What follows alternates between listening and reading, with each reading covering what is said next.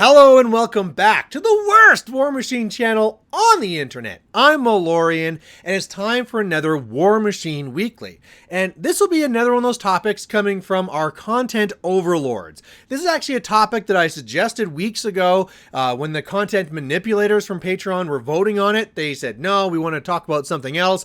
And then one of my overlords, David Doucette, was like, no, screw it. This is going to be my topic. You are going to cover it this month because I feel it's important. So this topic's coming to you from David Doucette, one of our content overlords. And what that topic is, and I'm assuming you know because you read the title, is going to be how to make your group more casual. And this might come to you as a very weird concept. Like normally, you're thinking about how to make things more competitive. How do you up your game? You know, I want to be winning more. I want my group to be more competitive so that we can all kind of like band together, get stronger, go out, win tournaments. Yeah, bring home trophies, you know, all the rest of it.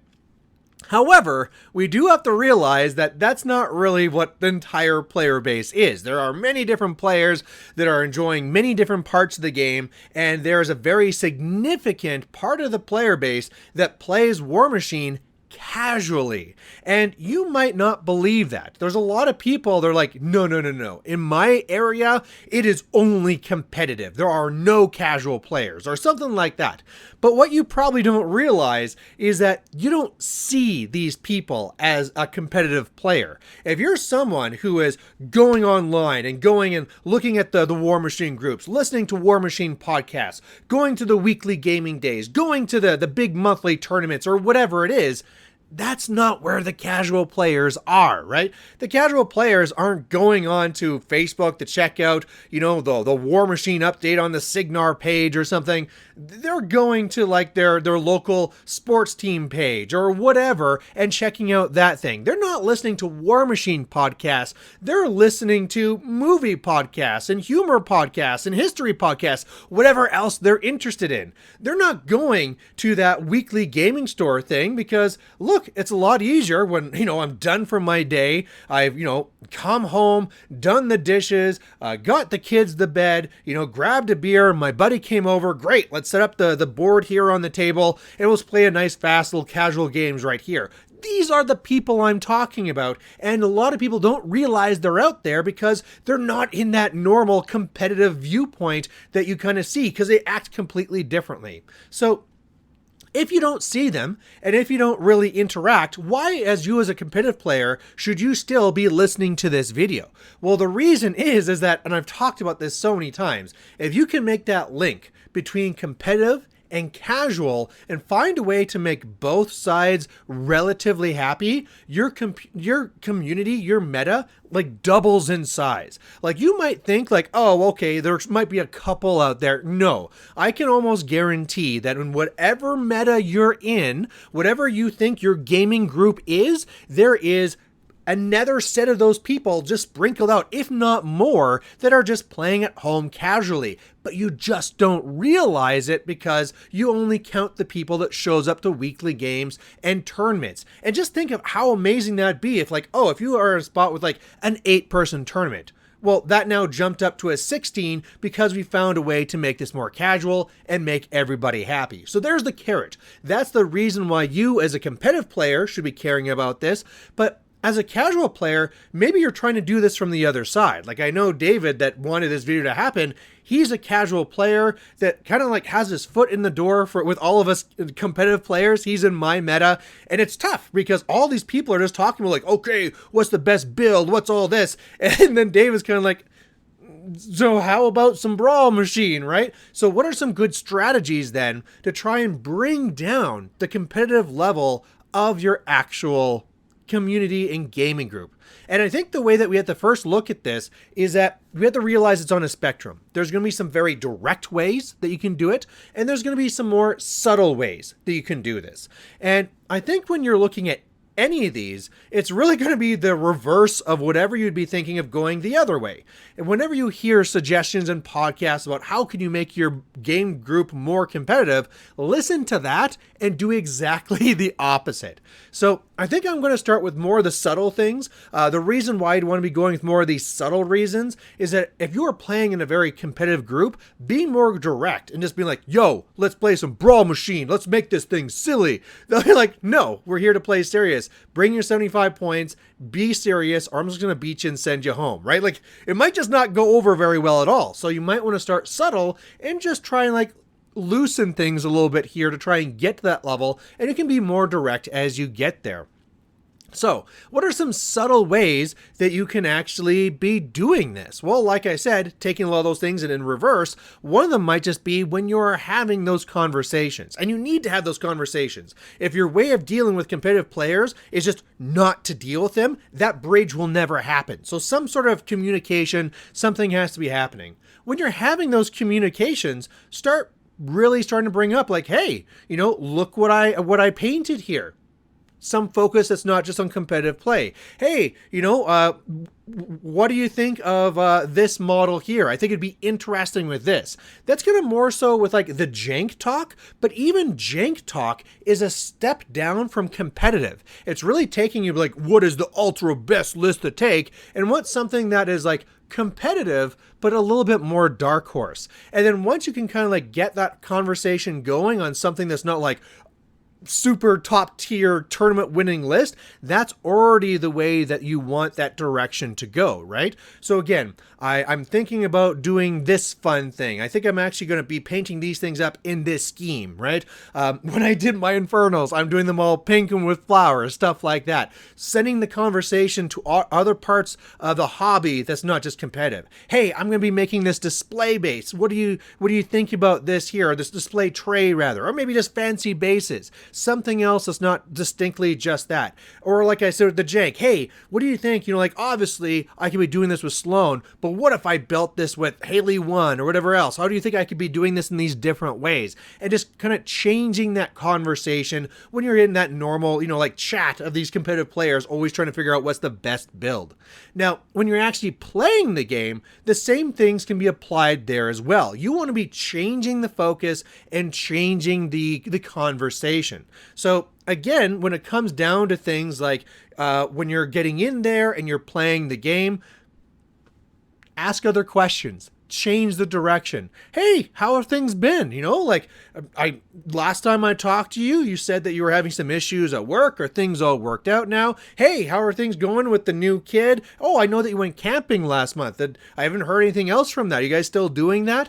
Anything to try and change the conversation from like, hey, that list looks very powerful. I think that list will beat this list, so I'm going to be doing this list. Try and change that conversation. Also, when it comes to actually playing the game, I think that a lot of times you can't force that part on your opponent, but you can kind of pretty much be giving allowances. They'll be giving the feel there. Like if I walk in as a casual player and I'm like, well, I didn't allocate my focus at the control step, but whatever, it doesn't matter. I'm just going to do it now. That's going to do that feel bad. That's where like you clash heads between the competitive and the casual. That's not what you want. You want to look for those opportunities when they do it. So if they forget to allocate focus, if you are in this competitive mindset, it'd be like, nope, this is serious. You missed it. You better catch it next time. Be more forgiving. Being like, oh, like you can go ahead and do that. Go ahead. Yeah, of course. Yeah. Allocate your focus. It doesn't matter. Go ahead. They finished their turn. They forgot to activate some model or unit or something. Yeah. Go ahead. Yeah, go ahead. Activate it. They end their turn and they realize, oh crap. I ran this thing out of command. Now I'm all screwed. Go ahead. Fix it. Go ahead. It doesn't really matter. Just go ahead and move it. I've even had that with like threat ranges. I've been playing against somebody and I can tell, like they're being very competitive and like they mess up something. Whereas like, damn it, I'm just out from this range. I would have cranked this model, but it's just out. And I'll just like lean over, and I'll tap my model a little bit closer, you know? And it's one of those things where it's really showing like, look, we are playing this game in order to have fun and make things happen. I don't want to win by little mistakes that don't really matter, right? I want something exciting to have happen in this game. And the same thing kind of goes with those gotchas, right? On the whole competitive side, you would never reveal any gotchas. Things like, ooh, I got stealth in this model. I got countercharge. I'm actually immune to fire attacks, whatever type of secret tech you have, that if your opponent walks into it, bam, you got them and you pretty much got like the win slam dunk. Just be like, just so you know, I see you moving there. Remember, this model has countercharge. And they'll be like, oh, you know, like, thank you, thank you. Oh, I see you're about to shoot this one. This does have stealth. I don't know if you knew that. If you want, you can go ahead and like move somewhere else and shoot something else. That's all cool. And again, that's something you have to probably start by offering to your opponent, right? By doing these things, well, they're going to want to then at the very least like return the favor, so that even though I said it would be like clashing heads if you're like, hey, you know, like this thing, I accidentally put myself out of control range, I'm just going to tap it to the side. That's something where if you do that, the competitive person will be like, no, we're playing competitively. If you start this that other way and you're like, yeah, go ahead, yeah, activate that, that's no problem. Oh yeah, go ahead, just like tap it over, it's no big deal. Oh, you should have activated this thing first so that you could get harmonious. Yeah, just go ahead, it's no big deal. That means that when it comes around to your side, and maybe this happens to you, your competitive player is like, oh, well, you did that for me, so yeah, go ahead. Boom, you did it. That is success, right? Those little actions that you took and those little like seeds that you planted are now blossoming into the change in the game that you actually wanted to see. So those are kind of more of the subtle ways. I think like even like after the game, you can be doing things like, again, trying to lead that conversation. A lot of competitive players, as soon as it ends a game, they'll be like, okay, so what do you think? Do you think that my deployment was right? Were there any mistakes I made? What do you think about this inclusion? I was thinking about changing out this solo. Completely change it. Change the topic. I mean, you don't want to interrupt them or something, but maybe try and jump in first and be like, oh man, that was a lot of fun. Hey, do you know, like, what time is lunch? What are we doing for lunch? Do you want to go out somewhere type thing? You know, trying to change that conversation, almost like that pre one I was talking about, do that at the end. Because a lot of times, this is actually more important. At the start of the game, competitive players will be quiet, and they actually might use talking about other things as like a competitive edge to make sure you're not learning any of their secrets. After the game, that's normally where the competitive player really wants to talk and be like, okay, now that the successes and failure is locked down, let's try and really like dojo this out. And that's probably the spot where you kind of want to also be like, well, what if we didn't? What if we talked about like, what are you doing this weekend, right? How are things going? I saw you lost weight, right? Things like that. You can start changing those conversations subtly and changing things in a different direction. Now, what's a way that you could be doing this a little bit more directly? A little bit more directly of a way you could be doing this is in the way that, say, you're making your lists, right? Be very apparent that you are taking a list that is not optimized. If somebody says like, well, why are you taking that caster? Because he's a blast. Why are you taking this choice? Because why not? It's crazy. I love it. You know, and then all of a sudden it's kind of forcing that conversation, right? And then as you take that list in, you could also be like asking that of your opponent. It's like, that's a really powerful list, but like, has there been any other casters you've been thinking about that like might be this like wild and crazy? What's a caster you would love to play, but they just don't really win that much? And it's kind of like now taking it and you're almost like door knocking as like the Jehovah's Witness type thing, trying to really make sure like, hey, have you heard the news of, I can't even say Sturgis anymore. Sturgis got better. Have you heard the good word of Rahara, right? Things like that about Nemo 1, right? Like, oh, you know, I saw you've been running this with Nemo 3, but have you thought about what janky things you could do with Nemo 1? What about Nemo 2, right? And just like trying to change these conversations, and more so at that part, not like changing them, but just like directing them. So that's taking it from a little bit more subtle to be a little bit more direct. You could even be doing like challenges, like, hey guys, I know that things have been really competitive, competitive? And for this next one, what if we all try to take a caster we don't normally take? Why don't we try and do this one as like a dark horse type thing? And that's kind of like being a little bit more assertive with it, putting out challenges, still making it fun, right? Not making it so that, and you can even like lead this in with some of these competitive players, right? They'll be like, ooh, what's the most competitive dark horse? But still, you're getting things to be to that point. So feel free that you can be taking that on yourself and being, subtle is maybe a good place to start. But then once you plant in those seeds, you can go in more direct. And especially if those seeds are there, they'll be more open to the idea of like, yeah, you know what? Maybe not on tournaments. Tournaments are too serious. But on gaming days, yeah, sure. Maybe I'll bring something a little bit more silly. Maybe you want to actually bring up the idea that you have like jank days so that tournaments are serious. That's no problem.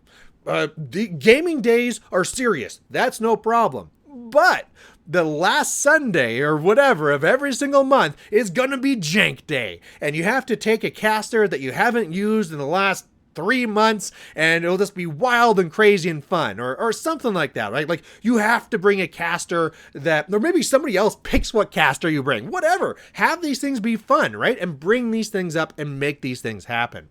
And again, it's not forcing it, right? You're kind of like have a suggestion. If somebody comes in and they decide, no, I want to play whatever for my strange bedfellows versus whatever. Okay, go ahead. I'm not stopping you, but for everybody else, wouldn't it be fun if we actually did this? Now, moving that all the way to the other side, being the absolute most direct to this, would be just like, no, we are going to go and we are going to absolutely be now enforcing fun, which is kind of weird and maybe like not the best way to go, but sometimes it might be what you are either ready for, right? Maybe the group is ready for some forced fun, or maybe you're just so desperate that you're like, you know what? I'm either doing this with this gaming group or else I'm probably not playing Warmachine. So I'm just so desperate to make this happen. I'm just going to try it. I know it's a risky play, but I'm going to be doing it. And what I mean by things like forced fun is things like, look, I'm going to run an event and it's going to be who's the boss. And all your competitive players will be like, what? What do you mean? Yeah, you're going to come in and you're going to be getting a random caster. And it's going to be a silly event. Or maybe we're doing a caster draft. Or maybe like, you know what? We're just going to be doing a 49 points steamroller. 49? Don't you mean 75? Or at least like 50? No. 49. We're changing it up. Maybe you're going to be changing a completely different part of the scenario. Be like, yeah, we're not playing Steamroller. These are going to be all themed missions where like in this game, everybody has like an extra model that you're trying to protect, or that like there's a building in the center where you're trying to capture type thing, whatever. Totally taking that competitive mindset and forcing you into a completely different world. Now, in order to do this, you actually have to be able or willing to take this on. It's a lot of work, right? When I said forced fun, you might have been worried or maybe thinking about like, oh, wow, you're going to go out there and just like yell at people if they bring strong lists and be competitive. It's, well, no, that's obviously, well, it's an option, but that's an awful option. It's never going to work out for you, right? If we're talking about butting heads and stuff before, this will definitely do it, right? If you go out there and your direct answer is to find anyone with a competitive list and just be like, you're garbage, get out of here, why do you even show up? Like, how is that ever going to fix something? However, if you really take it upon yourself and be like, look, we are going to be running something crazy and different. I am going to go and take the time and effort to be a tournament organizer, but I'm organizing something that is directly more casual just to make this happen, please. And it's something that, you know, it is possible, but you have to put in that effort to make it happen, which is a tall order because we're saying this casual person needs to do all this effort. And that's usually something where it's like, look, I guess I could be organizing a venue and food and trophies and all this cool stuff, or the buddies are going canoeing this weekend. I just rather spend my time doing that than all this work. So again, depending on what situation you are in and what level of effort you're able to even put into this will determine from subtle to direct where you actually want to be with this. Maybe adding in like a little bit of my own personal experience, because this is something I've really tried to do here, is try to hint in and make things a little bit casual, is first of all, realize that this is a meter that can swing back and forth, right? So that if a big tournament's coming up, Attack X, this is the big one in Western Canada, we all want to go there, we all want to do really well. Okay, we're going to push this more to the competitive side. We want to make it so that we're all talking about prime lists. Let's make sure that we're doing everything by the book so we can go to Attack X and just kick butt. That's fine. If there's no big tournament coming up or anything, though, there's no problem with the meter going the other way, right? So already be open to the idea that you're not fighting for this spot to be in the meter here all the time, that we just want to share and be like, we could take turns, go somewhere more in the middle, whatever. That's a mindset that probably everybody, you and the people you're trying to convince, should be in. Another thing that I found too is that you want something there to be rewarding both sides all the time. So even when you're running like your casual event, have some sort of award that can be won by the competitive players. When you're running a competitive event, have something that can be won by the more casual players, so that no matter what type of event you're running, there's something there for everybody. The other thing that I've done too is I've found that it's worked very well just to flip-flop. And the reason why I do that, it'll be like, okay, this month it'll be a serious steamroller, 75 points, come out, bring your best. Next one, like I said, something wacky, right? It'll be, doubles month or something, right? 2 players come together, each of you have 35 points. Let's do this. It's going to be wacky crazy, right? And I find by doing the flip-flopping back and forth, this really does 2 things for the community. One, it makes sure that it doesn't matter whether you're competitive or casual, then it says like, hey, at least every 2 months, I'll have a event for me. And it also kind of like rewards you to be not on the extremes and be like, hey, if I play casual and competitive events, I get events every single month. This is fantastic. However, looking at our competitive players, the other thing it does too is stops burnout. That's one of the biggest killers of competitive players, is that when you get so focused on being competitive all the time, I always got to be playing at my best, which pretty much means like I got to be playing like the same list all the time, make no mistakes, always be focused on what the new lists are out there. It's a big, tall order. It's a lot to ask. And so you see these people that do that for WTC or whatever, and then they just leave the game because they are just completely burnt out. What I found is that in our local community here, when I do this month on, month off type thing, competitive 1 month, casual the next one, I don't really see that burnout. Back in the olden days, years ago in Mark II, where it was like every single month, it was sometimes like multiple steamrollers every single month. You were seeing people burn out all the time, and then they would just disappear, maybe come back like months later, maybe just not come back, but burnout was a major thing. So again, if you're a competitive player, you might want to introduce this just to stop that burnout that you're getting in your own area. So there you go. There's all my tips on how to take a competitive community meta and trying to bring it a little bit more casual. Again, the biggest thing behind all of this is just kind of realizing that all of it's okay. And if we take turns and everybody has fun, hey, we have a bigger community and that's just better for everybody. So there you go. Thank you again, David Doucette, and all my other patrons for coming out and, being supporters of the channel and, sometimes forcing me to say what things I have to talk about. But I really do feel this is an important topic that I'm really glad that even though the manipulators didn't originally vote for it, that my overlord said, no, this is happening. So there you go. Thanks for watching, and we'll catch you later. Bye.